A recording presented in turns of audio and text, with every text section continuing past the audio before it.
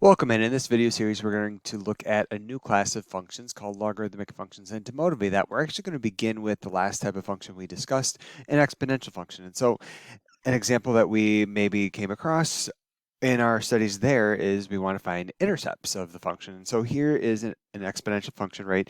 I know it's exponential because the base is a constant and then the variable is in the exponent. So I want to find the intercepts. Okay, so finding the y-intercepts is maybe going to be the easier of the two tasks because for the y-intercept, right, I'm trying to find y, and that's really saying f of x is y. So I'm finding y such that whatever x is, find y when x is 0. And so I put this in, oops, this is -4, not equals. And so then carrying this out, just simplifying the arithmetic, this would be 3 to the -2 minus 4. 3 to the -2 is 1 over 9 minus 4. And then doing common denominators, I'd have this as 36 over 9. So I get -35 over 9. So then that gives me my intercept point of 0, comma, -35 over 9. Okay, and so that's fine. I could plot that point and my life would move on. Now to find the y or the x-intercept, right? For the x-intercept, I'd have to let y be 0. Okay, so then with that, I'd have 0 is equal to 3 to the x minus 2, all minus 4.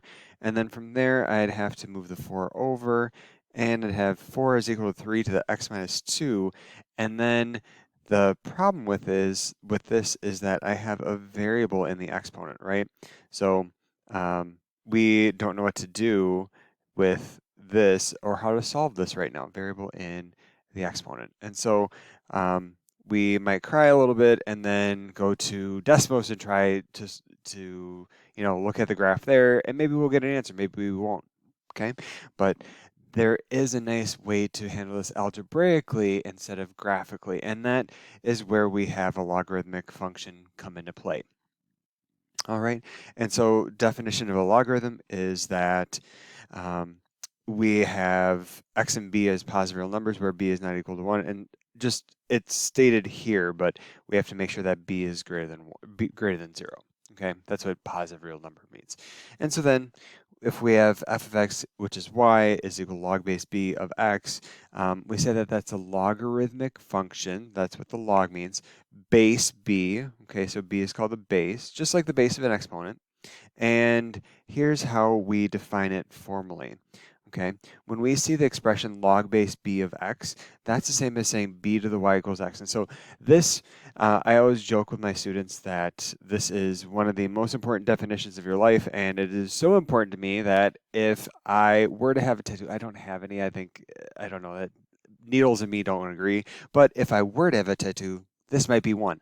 And so this is what I will affectionately call the tattoo, because it is that important that I would put this on my body in ink. Maybe, maybe not. But point being, this definition is important. Okay. Some of you may have seen this before. I know I've had students in the past say, "Oh, this is just a circle method," and I'm like, "What the hell is a circle method?" And they say, "Oh, well, you circle the base of the exponent, and that becomes the base of your log, right?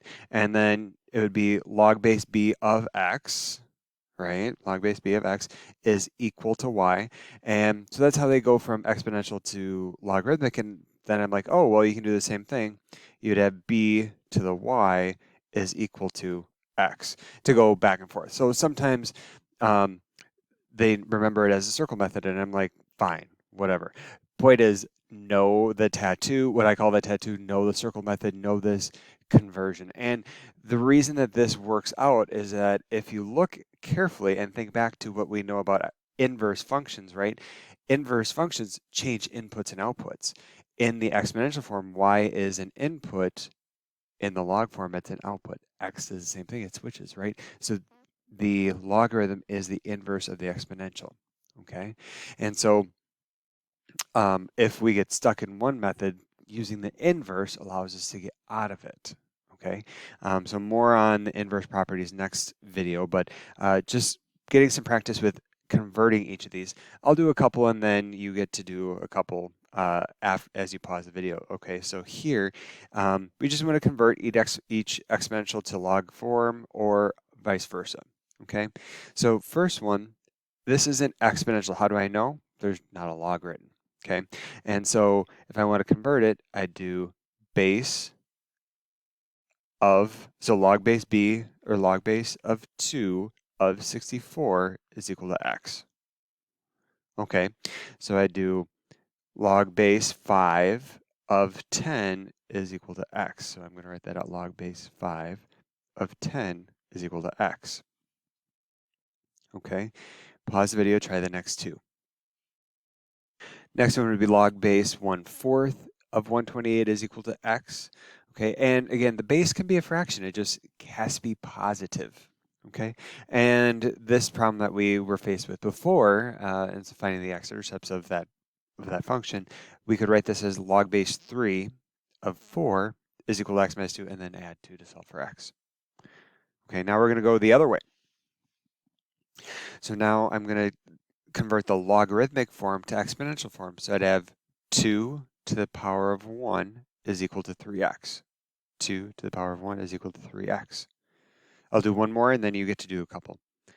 5 to the third, so log base 5 of 3 is equal to 7x over 2. Okay, try the next two. And there they are. Okay, so because of the role that logs play with exponentials, really, if logarithms scare you, just think of them as a way to find the exponent or a way to express an exponent. Okay, so that's kind of the base that we need for everybody to understand with logs is how they relate to exponentials. Okay, and then as we progress, there is a property of exponential log functions. I call it the injective property because you have to have, if log, the injective property just means that for equal outputs, you have the same inputs. And so here, if we notice we have the same bases, right, then we can just say that the exponents must be the same, right? So it makes sense from that perspective. And then similarly, if you have logarithms of the same base, right? So extending the idea, since logs are a way to talk about exponents, if you have the same base logarithms, then the inputs of the logarithms must be the same. Okay, and so how do we make use of this? Well, it's a little weird. Like we just need to find the value of it, and we don't know the value, but we can say, well, the value is unknown, so let's set it equal to x. And then now I want to figure out what x is. So if the present form doesn't work for it, remember I have the inverse relationship, or I can use the tattoo to convert it. So I can write this as 3 to the x is equal to 27. And now this one, I'm able to work with this a bit more easily because I'm thinking, okay, how do I write 27 as 3 to a power? Well, that's 3 to the third, right? And now I can say, okay, I have same bases, right? So then the exponents will be the same, so x is 3, okay? So that's it. That's one way to find the answer. There are, of course, other tools. So let's do one more together. So I want to find the value of this, right? So I can do 2 to the power of x is equal to 1 over 64. And now this is going to take a little manipulation. I have to remember properties of exponents. So if you don't remember those, look them up. But 64 I can represent as 2 to the 6th power. And then if I have an exponent in the denominator, I can bring it to the numerator as long as I make the exponent negative. And so now I'm in a place where the bases of the exponents are on the same level. And so then therefore I can equate the exponents, and then I can say x is equal to -6. All right, try the next one. All right, walk through the solution. There we go, set it equal to x. I have 1 over 100 is to the power of x is equal to 100,000. I think that's the number, yep. And then now I don't know, let's see, so I know this is, I don't know how these relate to one another, but I can say, okay, this is 10 to the power of 6, right? And then inside, this is 1 over 10 squared to the x. Okay, I want the bases on the same level, so I can say this is 10 to the -2 all to the x is equal to 10 to the 6th. And then, okay, I might have to look up the property of exponents when I have exponent to exponent. That just means I multiply the exponents, so this would be 10 to the negative 2x is equal to 10 to the 6th. So then I can say 2x, oops, this is 5, my bad. I've been making this mistake all along. 5, 5, okay. Negative 2x is equal to 5, and then x is equal to 5 over negative 2. And so if I can express, I can switch from logarithmic form to exponential or vice versa via the tattoo, right? Tattoo or the circle method. Okay, remember this. And then if I can use that other form to make use of this injective property where I'm trying to get same bases on each side and use that to solve or find the value of an expression. So we will work more with logarithms coming up.